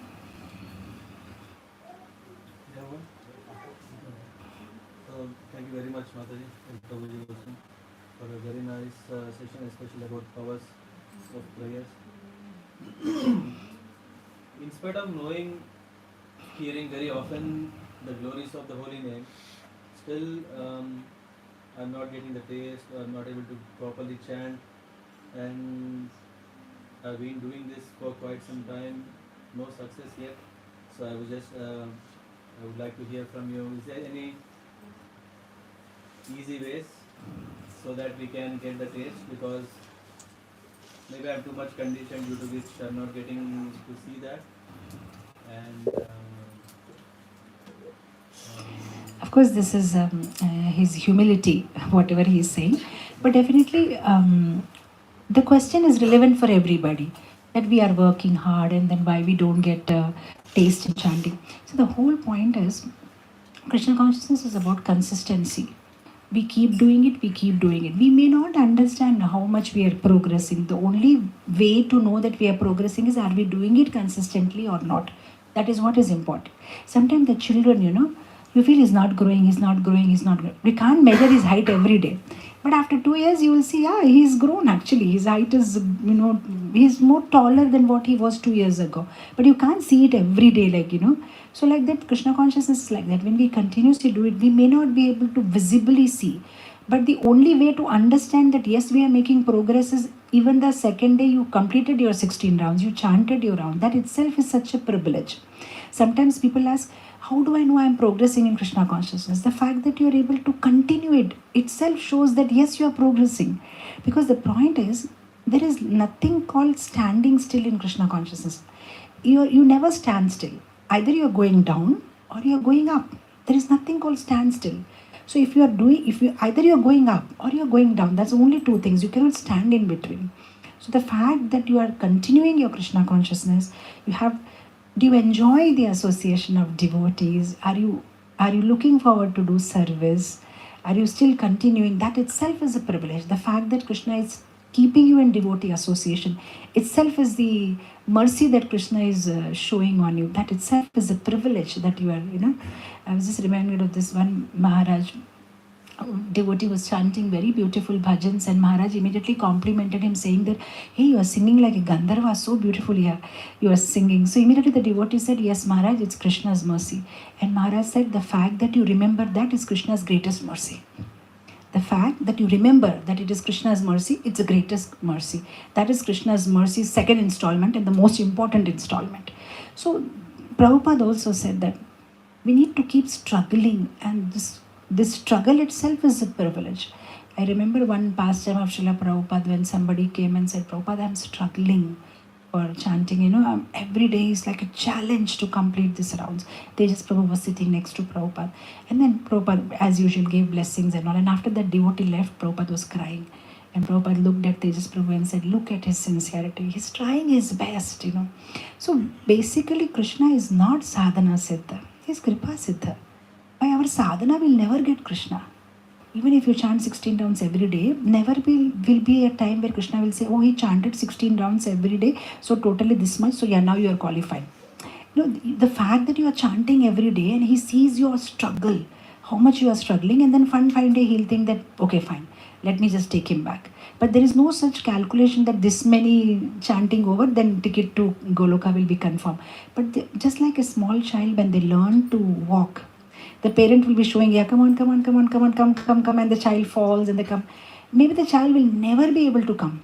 But the fact that the child is trying and trying, finally mother will go and hug the child and give it. The mother will herself walk, hug the child and give it. That's what Krishna is going to do. So we'll go on try, we'll be going on trying, and Krishna will be like, yeah, come on, you can do it. And finally when Krishna will see that he's trying too hard, then he'll just, I don't know how many of you heard that class, whereas I was speaking about salt in your chanting. I don't know if you've heard that class. I was explaining that our chanting of 16 rounds are like the 16 rounds in the boxing game. Of course, I think in the boxing they have 18 rounds or something like that. So every time, the two people, the wrestlers, they wrestle and one person, falls down. And then immediately the umpire, what is he called, who whistles, he tells him, who is that? Referee? And the referee will be telling you, come on, 1, 2, 3, you have to get up. If you don't get up, then you are out. And then after 1, 2, 3, finally the person will again get up and again they will be wrestling. And they'll keep on doing it for all the 16, 18 rounds. And after that, the final round, the referee will decide like now who is the winner. And then finally he'll lift the hand and say, yeah, he is the winner. Same thing Krishna is doing with us. Every day that 16 rounds are like, wrestling with Maya. Sometimes we fall down, sometimes Maya falls down, sometimes we fall down. And even if we fall down, nothing wrong. Krishna as referee is again counting, come on, get up, you can do it, 1, 2, 3, you can do it, you can do it. You have to just get up. And then finally, after the 16th round, we never know. After many years of struggle, maybe many births of struggle, one fine day Krishna will say, yes, you are the winner, you are coming back with me, Goloka Vrindavan. So whole point is in Krishna consciousness, we are not trying to do anything extraordinary. What we are trying to do is do the ordinary consistently. That's all we need to do. Even if we can't do something very extraordinary. But whatever is the ordinary sadhana that we have been given, whether we get the taste or we don't get the taste, we keep doing it and we keep doing it, and one fine day we'll be successful. Like Brahmananda Prabhu told Prabhupada, when I see you, as soon as you walk in, everybody pays obeisances to you. But I don't get that feel to pay obeisances. So shall I do it artificially, or shall I wait for the day where from inside I get that feeling, to do pranam to you? And Prabhupada said, forget about the feeling, do every day. You keep doing it and you'll get it. So he said, okay. So it's like, like some people, they say, we'll wait for it. Like, without bhava, what's the use of chanting? One day I will get that bhava, that time I will do chanting. Like in India, they will say, one day Krishna has to call me. Then when they go to a movie, nobody needs to call them. But when they have to come to temple, that calling has to come. Krishna has to call, right time has to come. Whether we like it or not, we keep doing it, And then one fine day we will be successful. Can I just... So, we have to think the eternity. Eternity means Mama Janmani Janmani Spari Bhavatad Bhakti. That means we should have a bhakti life after birth after birth. So, but last many years you were in the devotees. Sanatana Goswami Pad says that Bhakti Thakur also told very nicely how to chant nicely. Shuddha Bhakata Charana Renu Bhajana Anukula. If you remember the Goswamis, if you remember the Bhakti Thakur, such a great we know Jagannath Das Babaji, he was 140 years old, but still he was chanting. Goswamis, they were chanting. Now we know many they know Goswamis, they were just chanting. No. They had the responsibility to excavate and renovate whole Vrindavan Dham. And Chaitanya Mahaprabhu, they gave thousands of people to help them. What to Shri Vrindavan now, it's blessings of Chaitanya Mahaprabhu and Goswamis. They did it. Nothing was visible.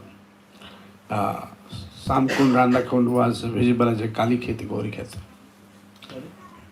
Kali Khet and Gauri Khet. Samkund, Radhakund was visible as a... So they had responsibility, plus they were chanting, plus they were writing books. So in the bhakti process, we have to give the priority. Like you have your family man, you have to give your family priority. In chanting, basically those who are devotee, if you morning or evening or noon, whenever you have time, you fix it. But we have to have also prayers, prayerful chanting. And not that so many distractions. Srila Prabhupada told if we take quality time for chanting, it will be nice. Even if it's 1 round, 2 rounds, you see that at least some rounds have a quality chanting. More we are perfect in chanting, more it will develop for the taste. But we have to also understand, like you have a responsibility towards your family, other things. I have big responsibility over construction, temple, taking care of the devotees. And taking care of devotees is a very tough job, labors, a lot of construction going on. But we have to keep in mind that whenever I have little time, just chant. But Sanatana Goswami said that we should remember Srila Prabhupada also speaks in the tape that whenever we're chanting, we should hear the sound vibration. That's why we introduce loud chanting little, so that we hear what to speak of other purifying. That having a lot of effect. For example, my Guru Mathaji Maharaj, initially when he was a young boy in Canada, Montreal, the devotee told to chant loudly, Prabhupada. So he used to chant so loud, all got fed up. A small hall like this, if you chant too loud, everyone disturbs. But they told Prabhupada, Jayapataka chanting very loudly. Then Prabhupada told, here is one hillock, you go there and you chant there. So, time to time, and ISKCON is successful because of chanting. This name is not an ordinary name. And there's two things. Pure devotee, we are the shelter of Srila Prabhupada, who had only desired to deliver this world. And Narottama Das Thakur, Lochan Das Thakur, Rupa Goswami Prabhupada, they wrote that one day somebody will come. We are on it writing, but one day somebody should write and also preach. We are only writing, there is no preaching. And Srila Prabhupada, as an old man with so many fragile health, he could preach all over the world. Such a great personality. We know, like we are sitting, that you all are nice people. In India, many Vaishnava saints is there, who had this type of heart that though irrespective of health, he travel and he preach. In India, all the Swamiji, they want to have one ashram and eat nicely and have a lot of disciples, and they have big body, big belly, and they give blessings, you go. That much only. But Srila Prabhupada was not this type. He wanted Krishna Bhakti should be played. And there is sloka in Bhagavatam, Nideha Adyam Sulabam Sudulabam Palavam Sukulabam Kulkarnadharam Sa Atmaha.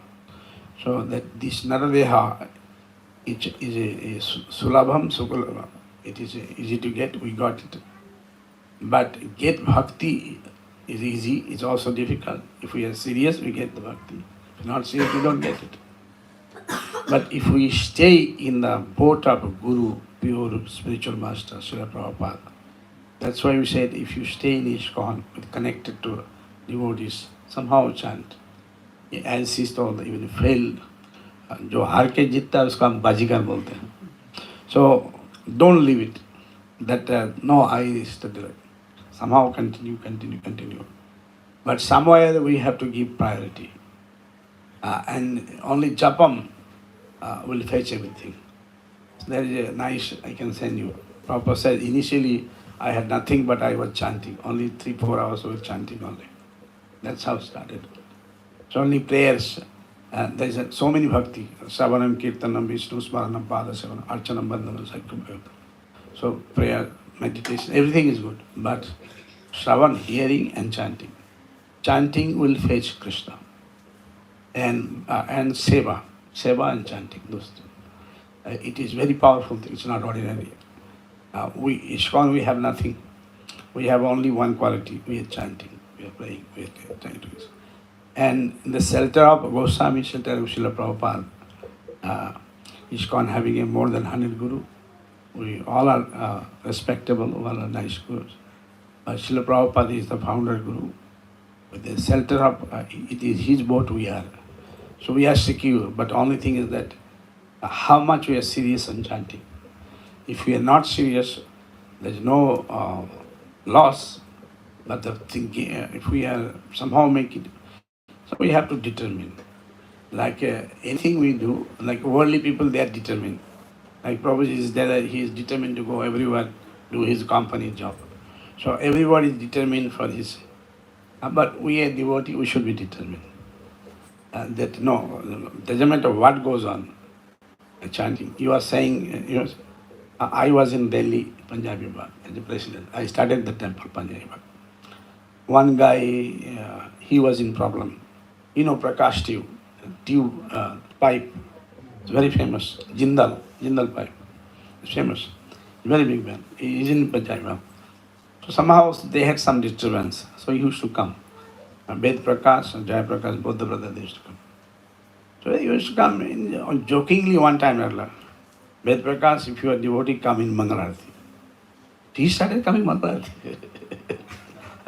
Then he used to go to, he met Gopal Krishna Maharaj, that nice relationship. And he started chanting. And long before, 8 years, 9 years back, 10 years back, I meet sometime in Great class. He said, Prabhuji, by your blessings, my 20 years complete. And not only just Mangala chanting, he took Diksha, gave a lot of help, not little help, few 100 crore rupees he gave to ISKCON.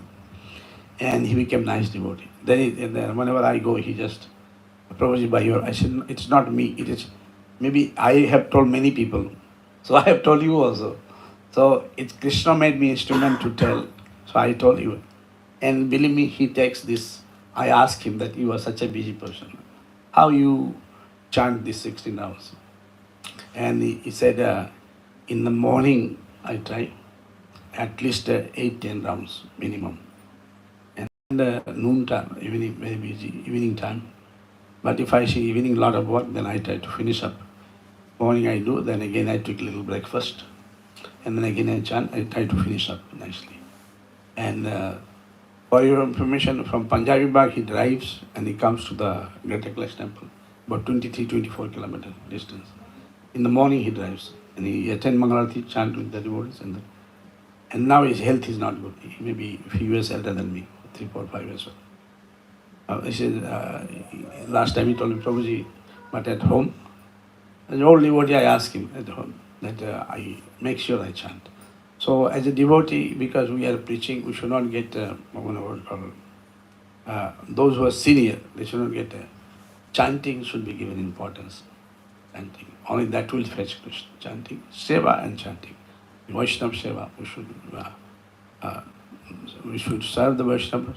That will also, if we have a nice heart side to it, like in Punjabi Bagh, I had the opportunity, all those leaders, what you see, Hari Krishna Maharaj, you don't know them. Bhagwan Maharaj, many big senior leaders, they used to come to Delhi.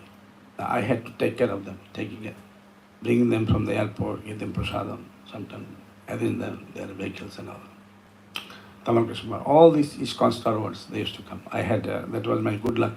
I was not thinking, now I'm thinking that they were, Tamal Krishna Maharaj used to give a lot of affection. I was like his secretary for some time, about 5, 6 years. He told me to come to America, in Hong Kong. Somebody say Hong Kong temple, but they opened. Maharaj told me to come. So he sponsored everything. Here also, Baba Maharaj, I saw him in my Facebook. Those days, they work very hard.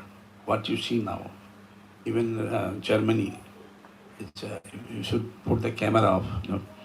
They struggled, they did anything for Prabhupada. They did anything. I can't tell you in the camera all those things. They had so much Guru Bhakti. What Prabhupada says, they did it. What Prabhupada says. But Srila Prabhupada told many times, chanting. So chanting is very important. It's not ordinary, it's a Goloke Premadhan Harinam Sankirtan. So Harinam is from Guru. That only we are directly connected. So we should give some more importance that doesn't matter what goes wrong or right, I should keep my chanting. It's like a spiritual health. Seva, chanting, these two things. If we don't do seva, then also we will not be happy. Suppose in here, some husband say, my dear wife, I love you. My children, I love you, but I cannot do anything for you. What about house and house, education, medical? No, I cannot do. But I can tell from morning till evening, I love you. Or a wife says, my dear husband, I love you. Children, but I cannot do anything. Is it going to work? Not going to work. Similarly, seva is important. Seva. Like you are serving the Vaishnavas, you're trying to cultivate you. That's also seva. Everything is seva. Somebody putting garland, that's also seva. Somebody preaching, that's also seva. Everything is seva.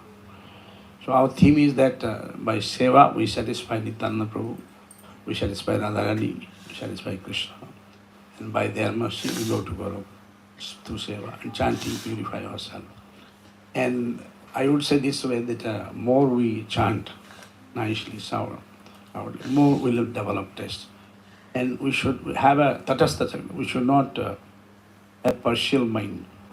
He's bad, he's bad. So if we are trying to search, Srila Prabhupada said, our nature should be Hamsa. Hamsa takes the milk out of the dirt. And worldly people, their nature is like a crow. Wherever they go, they just see the dirt. They don't see anything good. The devotees should be. Sometimes I see some of them, they are 20, 30 years, 40 years, but their mind is little disturbed. They see fault. What will do? It is Krishna's world. Krishna's Jagata. Aham Krishna's.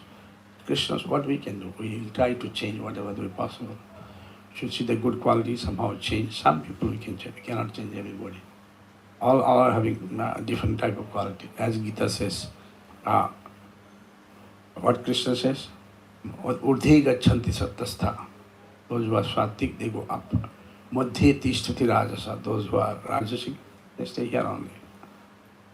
Jaganya gunavritya adho gachanti tamasa. Those who have jaganya, worldly people. As he told, that we should not get tempted by worldly sense enjoyment. And Krishna told in Gita that all this worldly, ultimately it gives a problem, nothing else. Nothing else gives problem. It doesn't matter what you see, those who are, they spoil their life. And this, like Europe, such a beautiful country, it's like heaven. But what is their habit? Beefeating, illicit activity, intoxicant is very prominent. And this looks very good, but this actually, if you speak, it's like a country for asuras. So they want to live. Maybe they had some good karma. They just but spirituality, not only here, everywhere it's going down. But some people are increasing. Now, if you see Vrindavan preaching is so good, like there's no space. Lakhs of people are going. Just 3 months back, we visited Ayodhya, Lamala Darshan. Somehow I was related from Delhi with this RSS Mission Parishad. So I was preaching in Delhi. One family, one little girl, that family's a lot of disturbance was there. And now one disturbance, I just to give solace, I said, why you want to cry? Try to do something big. I said, Prabhuji, what? I said, you try the best what you can. Prabhuji, what about IS officer? I said, you try your IS. Try become IS officer. And she become IS officer. So then she arranged all our darshan. But believe me, in Ayodhya, daily around 2.5, 3 lakh people are visiting, even Vrindavan. So spiritually also increasing. And materialistic things are increasing. It's up to us. But spiritual, if we take, Srila Prabhupada said it's not that we should not take care of our family, no. Also take care of. But at the same time, take Krishna with you. That's what we are saying. But as those who are senior, we should give little importance. Maybe in the morning or evening, keep space for chanting. That will be nice. And there's always patience, all depends. If there's will, there's a way. And Harinam will purify, it will take us back to Godhead. And it is from back to Godhead. That's why Sanatana Goswami said that all the time we should remember pure devotee. You see in Bhagavatam, everywhere is mentioned pure devotee. Remember, we have an association of pure devotees. All the Vaishnavas, your Guru Maharaj came his time in the place. Those are the days when you had long before, in 82, 83, we were a good friend together in Vrindavan. He was manager. Kandaman Maharaj was manager for Vrindavan. I was Surabhi Maharaj's secretary. So we had a team. Gunana Prabhu, he still is alive. All the 3, 4, I'm alive, Gunana Prabhu is still alive. He was the president. And Surabhi Maharaj was a regional secretary. And Kandaman Maharaj, when he came first in 79, because he's Dutch, and Surabhi Maharaj is Dutch, so immediately he was promoted. When he came to know he's from Maharan, he just came to Vrindavan and became devotee in Vrindavan. Right? And so fortunate, immediately he got posted. And he was, from the day one, they were very like this, tough, but lot of problems were there. See, small problems, so we had to, sometimes he say, you are Indian, you have to tell me how to deal with these guys. Sometimes some servants were giving us a lot of problems, Neither he'll do the job nor he'll leave it. What to do about them? So nice to see all of you. All the best. And you all come to Visakhapatnam. How many are you are from Andhra Pradesh? Oh, okay. 60%. So nice.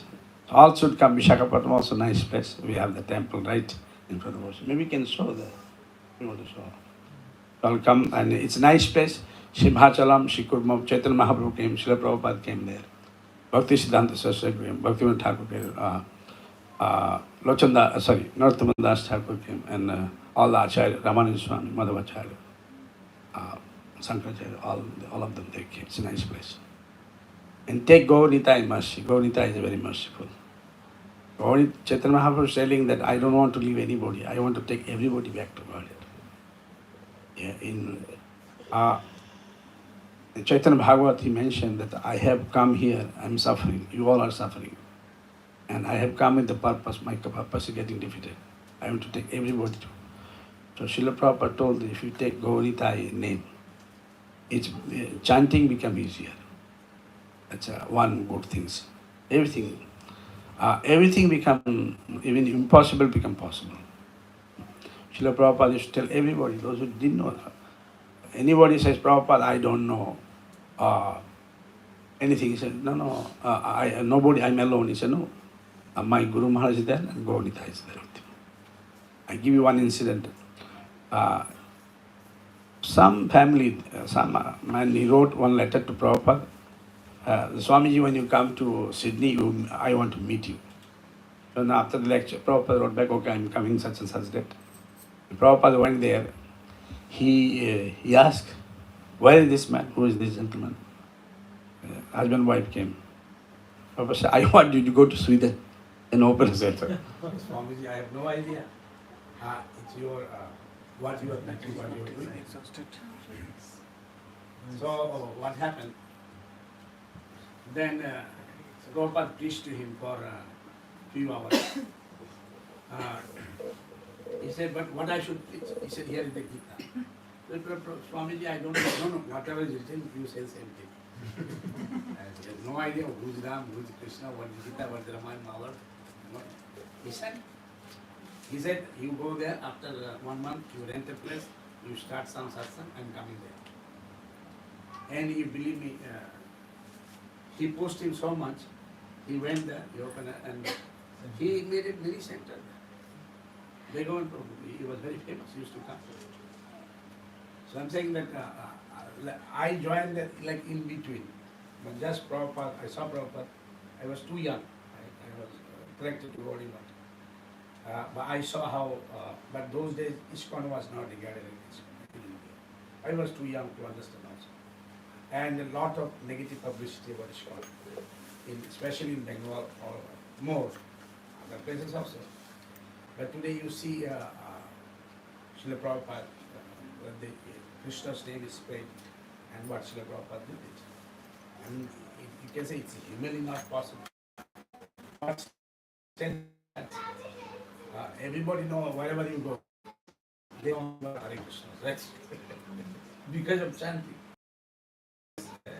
Street chanting and other things. So chanting is important. So, Shuddha Bhakata Charana Renu Pujanamita. Ami Bhajan, remember Goswami, remember Gurus, remember Prabhupada, remember the nice devotee whom you like that they are chanting nicely. Hear from them. Wherever you have faith, oh, they are nice chanting. Those bhajan, those Hare Krishna. And if at all, she said, I think only hearing chanting. That's also Hare Krishna. That's also.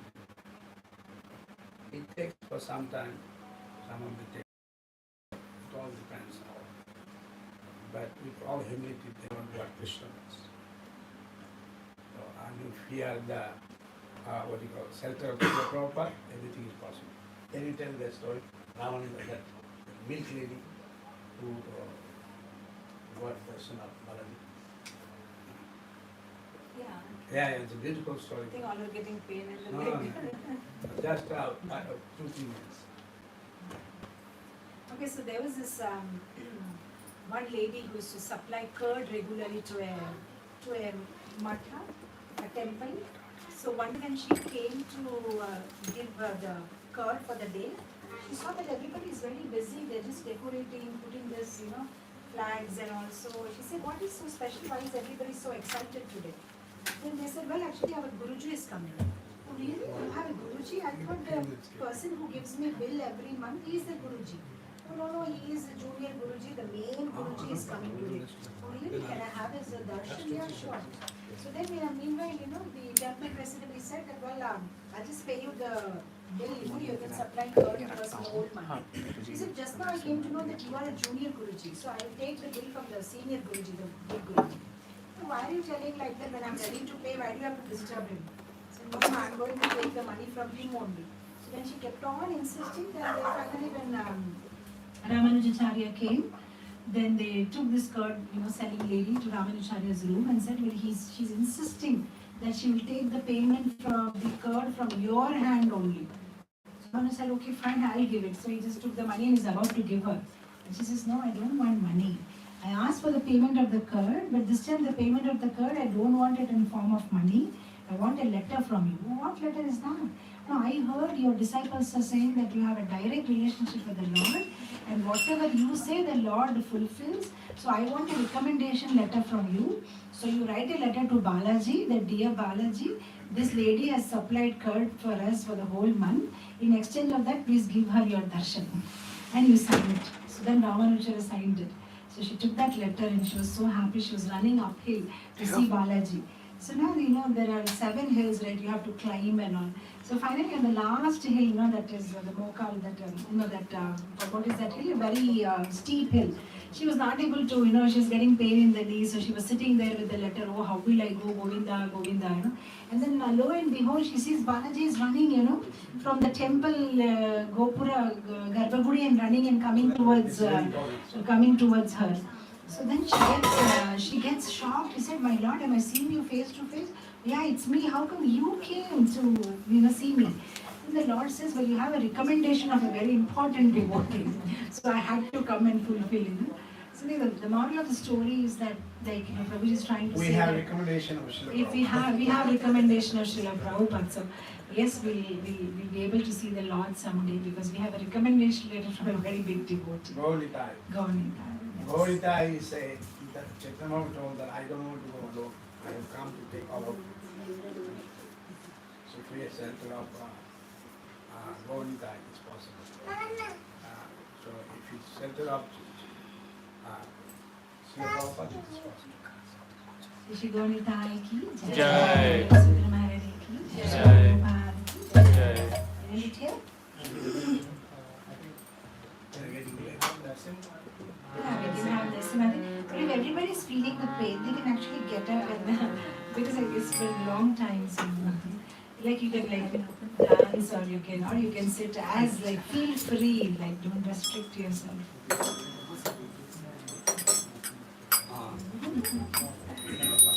Stop.